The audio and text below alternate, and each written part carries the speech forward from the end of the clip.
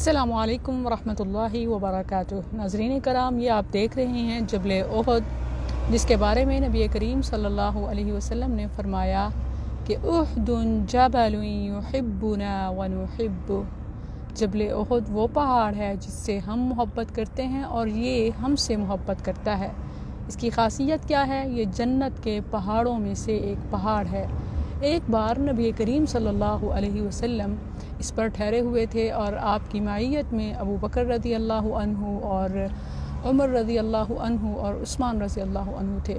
آپ صلی اللہ علیہ وسلم نے فرمایا، ایک پیشین گوئی تھی کہ اثبت یا جبل فإن علیک نبی و شہیدان۔ اے پہاڑ ٹکے رہو، ساکت رہو، کیونکہ تم پر ایک نبی اور ایک صدیق اور 2 شہید۔ آپ صلی اللہ علیہ وسلم کی مراد عمر رضی اللہ عنہ اور عثمان رضی اللہ عنہما تھے۔ یہ دونوں تھے رضوان اللہ علیہم اجمعین۔